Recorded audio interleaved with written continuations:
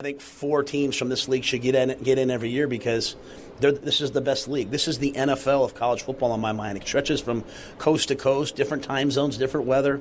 That's not to diminish any other league. The SEC is amazing. These other leagues are great, but the challenge in the Big Ten is going to be really difficult.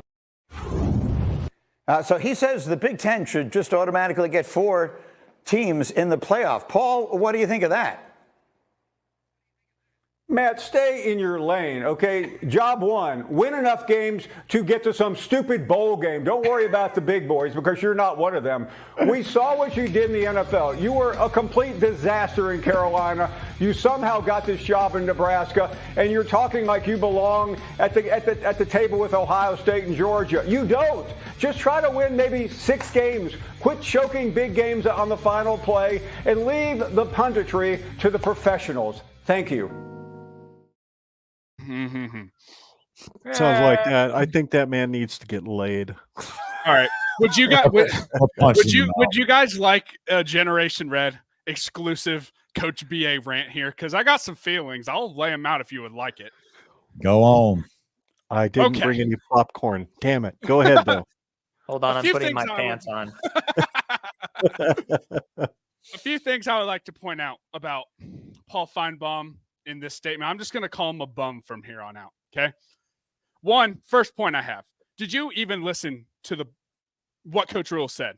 I know it's been a while since you had to do any real reporting as opposed to the propaganda that SEC, SBN shoves down our throats for a while.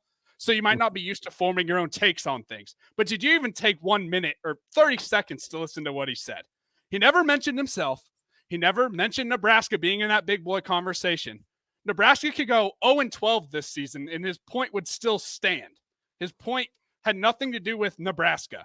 He was standing up for something in a conference, not himself in any way. And I know that may be a foreign concept to such a self-centered, egotistical maniac like this bum is, okay? But the thing I want to point out here is this bum is trying to say, stay in your lane, and then calls this guy out for coaching things, right?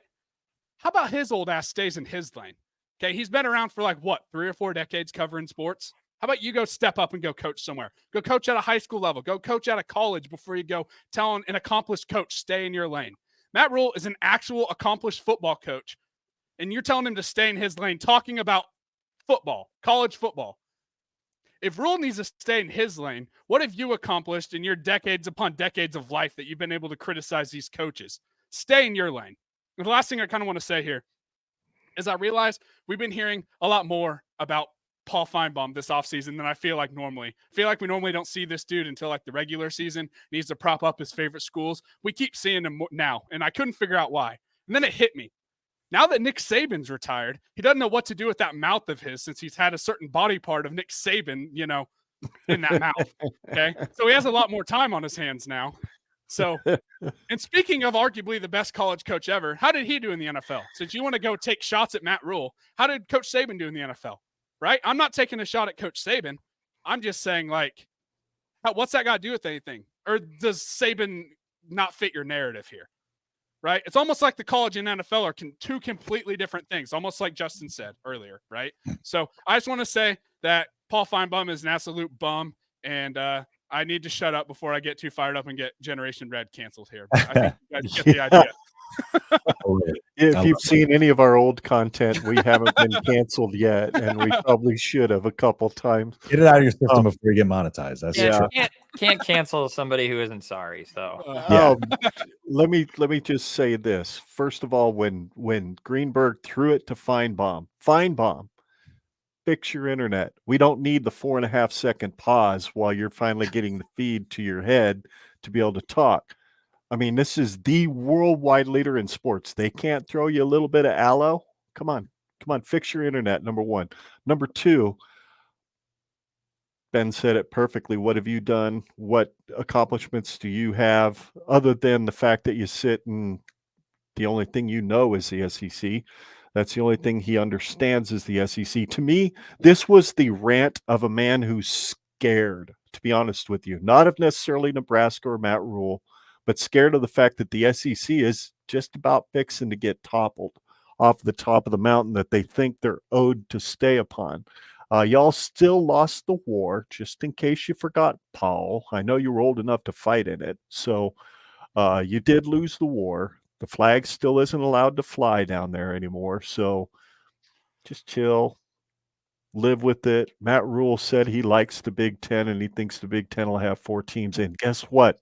The other 8 will probably be from the SEC anyway. So take a pill, take a chill. Go back to your radio show where you have the same 5 toothless rednecks that call in every fucking day, and just leave the rest of us alone. My couple of thoughts on it is when he was talking about being the best league, he also threw in the fact that it's coast to coast and the weather is very vastly different depending on where you're at and over the course of the season, more so than the SEC. And that's non-negotiable. That's not an argument. He also never said that the SEC shouldn't get 4 as well. He said, I think the Big Ten should have 4 teams in there.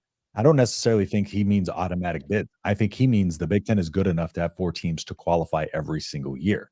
Finebum takes that as a threat against the SEC, but I don't understand this narrative where you have to be in a position to be in the playoff to have an opinion on your own conference, And another thing here, if we're talking about being qualified for something, is Finebum the top of his field?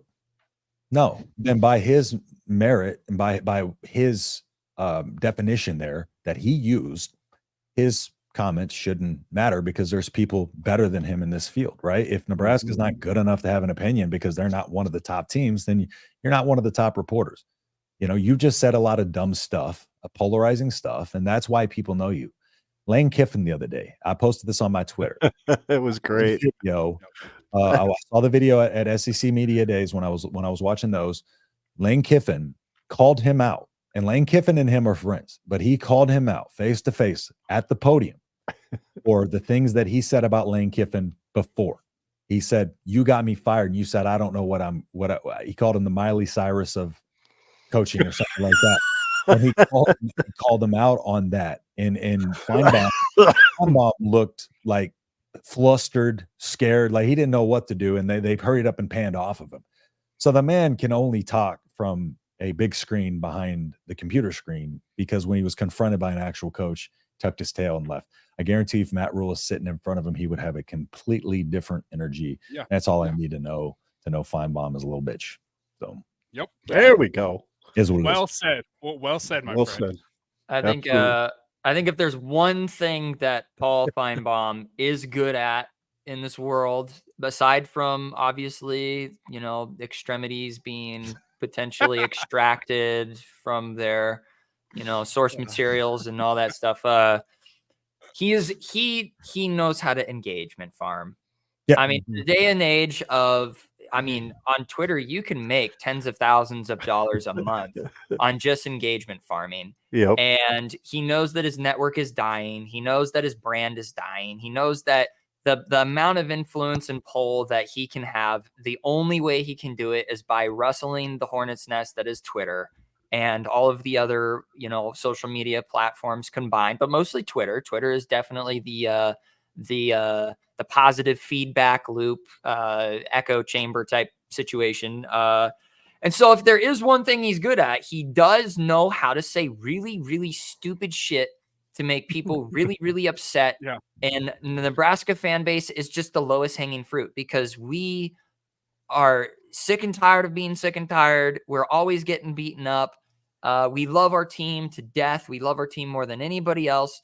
And of course, yeah, dog on us. Go for it, buddy. We've been there before. But we'll bite. Why not? Let's start ragging on him. He does look like the turtle from Master of Disguise, that B-rated comedy movie. Turtle enough for the Turtle Club. Turtle. Belongs in a soup. Soup. Yeah, so he knows what he's doing. He just made ESPN probably, quite a few $1,000s worth of just ad revenue on the old Twitterverse. But you know, he's dying. He's a dying person. He's not going to be relevant for much longer unless he keeps up. The only way he stays relevant is if he keeps doing what he's doing, which is just inflammatory remarks that, like you said, he would never actually say that stuff to people's face. He is a coward. He looks like a coward. There's a physiognomy to him that is just reeks beta. Like he just looks so weak. It's like, oh, dude, shut up. Can I add one more thing? Oh yeah. Ken, you don't mind if I just share screen for 1 second, right? Go for it. Okay, I want you to notice something because like he's apparently he's hard of hearing, but you can see why his ears are kind of giving up on him. You'll see right here if we can pull it up. Let me pull down the overlay. The ears are slowly falling off of his head. He looks like he's melting. You see how much lower they are? His ears are parallel with his mouth. They're kind of almost at his neck. So maybe maybe something's off there. But he seems to be melting a little bit. So I and love it. his hair's running away from his face too. He's the wicked